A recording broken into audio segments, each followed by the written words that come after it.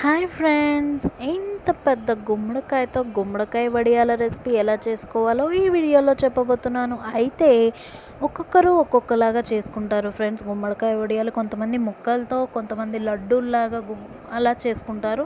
కానీ నేను చెప్పే రెసిపీ ట్రై చేసినట్లయితే మీరు జన్మలో ఆ రెసిపీని మర్చిపోరు ఫ్రెండ్స్. ఇక లేట్ చేయకుండా వీడియోని స్టార్ట్ చేద్దాం. ఓ నాన్న ఏడవకు, నిన్ను వడియాలు చేసుకొని మేము తినేస్తాంలే. Welcome back to Sri learners YouTube channel. Learn anything and learn everything friends. గుమ్మడికాయ వడియాలు చేసుకోవడానికి కావాల్సిన పదార్థాలు: ఒంటి నిండా బూడిద పట్టించుకున్న ఒక బూడిద గుమ్మడికాయ 2 నుంచి 3 కిలోలు ఉంటుందండి. పచ్చగా ఉండే పచ్చిమిర్చి మనకి టేస్ట్కి తగ్గట్టు వేసుకోవాలండి. ఇంకా గుండ్రంగా ఉండే మినపగుళ్ళు 1/2 కేజీ సరిపోతుందండి. ఘాటుగా ఉండే ఇంగువ 2 టీ స్పూన్లు సరిపోతుంది. ఇంకా ఉప్పు వచ్చేసి ఎవరి టేస్ట్కి తగ్గట్టు వాళ్ళు వేసుకోవచ్చండి. మీరు కనుక నా ఛానల్ని ఇప్పటి వరకు సబ్స్క్రైబ్ చేసుకోకపోతే నా ఛానల్ని ఇప్పుడే సబ్స్క్రైబ్ చేసుకొని బెల్ ఐకాన్ని క్లిక్ చేసి ఆల్ అనే బటన్ని సెలెక్ట్ చేసినట్లయితే ఇలాంటి మరిన్ని ఇంట్రెస్టింగ్ వీడియోస్ని మీరు చూడొచ్చు ఫ్రెండ్స్. అయితే గుమ్మడికాయ కట్ చేసుకున్న తర్వాత అండి, నేను దాన్ని తురుముకోవడానికి ఒక చిన్న టెక్నిక్ యూస్ చేశాను అండి. అదేంటో తెలుసుకోవాలంటే వీడియోని ఎక్కడ స్కిప్ చేయకుండా లాస్ట్ వరకు చూడండి. చాలా ఇంట్రెస్టింగ్గా ఉంటుందండి వీడియో. గుమ్మడికాయని ఫస్ట్ శుభ్రంగా కడిగేసుకోవాలండి. గుమ్మడికాయ పైన ఉన్న తెల్ల వైట్ పొర అంతా పోయేటట్టు, ఆ బూడిద అంతా శుభ్రంగా పోయేటట్టు శుభ్రంగా కడిగేసుకొని ఆ తర్వాత తెచ్చి ముక్కలు కట్ చేసుకోవాలండి. మీరు లేతగా ఉండే గుమ్మడికాయ తెచ్చుకున్నట్లయితే కనుక చెక్కు తీయాల్సిన అవసరం లేదండి. ఒకవేళ గుమ్మడికాయ లేతగా లేకపోతే చెక్కు తీసుకొని చిన్న చిన్న ముక్కలు కట్ చేసుకొని మిక్సీ వేసుకోవాలండి.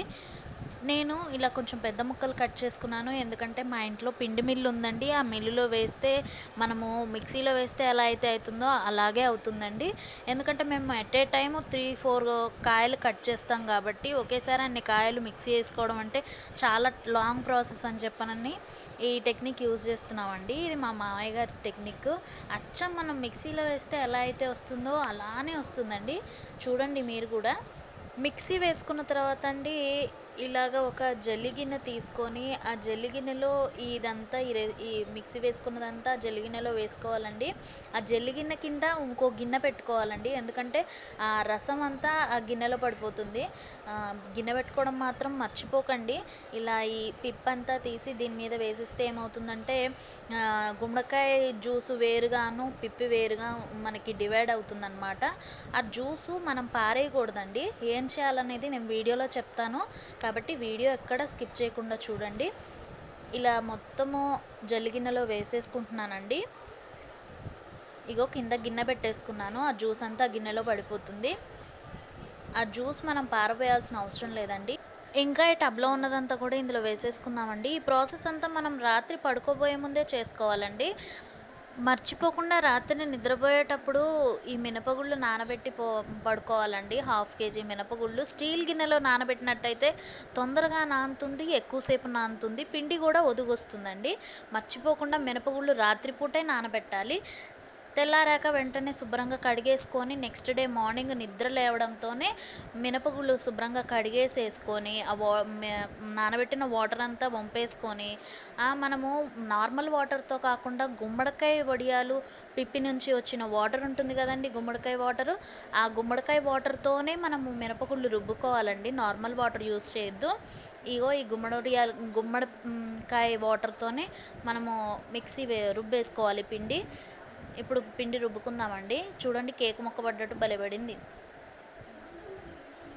ఇప్పుడు ఈ పిండి అంతా గ్రైండర్లో వేసేసుకుందామండి. మినపగుళ్ళన్నీ గ్రైండర్లో వేసేసాను. గుమ్మడి రసం పోసి స్విచ్ ఆన్ చేసేసాను. శుభ్రంగా మెదిగిపోతుందండి. మనం ఇడ్లీ పిండికి ఎలా అయితే మనకి మెదిగించుకుంటామో మెత్తగా, ఇడ్లీ పిండికి ఎలా అయితే మెదుగుతుందో అలా మెదగగానే తీసేసేయాలండి. గుళ్ళు ఉండకుండా మెత్తగా మెదగాలి. ఇప్పుడు పచ్చిమిరపకాయలు మిక్సీ వేసుకుందామండి. మిక్సీ జార్లో పచ్చిమిరపకాయలు 2 ముక్కలు చేసి వేసుకొని మిక్సీ చేసేసి మెత్తగా చేసేసుకొని ఆ పేస్ట్ అంతా మనము ఈ గుమ్మడికాయ పిప్పిలో వేసేసుకుందామండి. పచ్చిమిరపకాయల పేస్టు, ఉప్పు, ఇంగువ, ఇంకా ఈ మినపపిండి ఉంది కదండి, ఈ పిండి కూడా వేసుకొని ఇవన్నీ మంచిగా కలిసేటట్టు శుభ్రంగా చేత్తోనే కలుపుకోండి. గంటెలు అలాంటివి యూజ్ చేయొద్దు. హ్యాండ్తోనే మంచిగా కలుస్తుందండి. కింద నుంచి పైకి మంచిగా మొత్తం మిక్స్ అయ్యేటట్టు కలుపుకోవాలి. ఒకవేళ గట్టిగా ఉంటే కనుక గుమ్మడికాయ నీళ్లు కొంచెం పోసుకొని కలుపుకోవచ్చండి. మనం పచ్చిపిండి అయినా టేస్ట్ చూడొచ్చు ఉప్పు కారం సరిపోయిందా అని. డాబా మీదకి వచ్చేసానండి. సూర్యుడు అయితే బగబగా మండిపోతున్నాడు. చూడండి వెన్న ముద్దలు ఉన్నట్టు ఎలా ఉన్నాయో అలాగే వెన్న ముద్దలు ఎలా అయితే పెడతామో అలా పెట్టుకోవాలండి. ఇవి ఎండేటప్పటికి ఇంకా సూపర్గా ఉంటాయి. ఇక 2 డేస్ అలాగే మార్నింగ్ పట్టా తీసుకెళ్ళి ఎండలో పెట్టడం, మళ్ళీ ఈవినింగ్ రాగానే ఆ పట్టా తీసుకొని వచ్చేసుకోవడం, ఇట్లా 2 డేస్ పెట్టుకోవాలండి. ఎండకి ఎండబెట్టుకోవాలి. అలా ఎండబెట్టుకుంటే ఇగో ఇలా ఊడొచ్చేస్తాయి. చూసారా, బిస్కెట్ల టైప్లో. బిస్కెట్స్ ఏ కలర్లో ఉంటాయి ఆ కలర్లోకి వస్తాయి.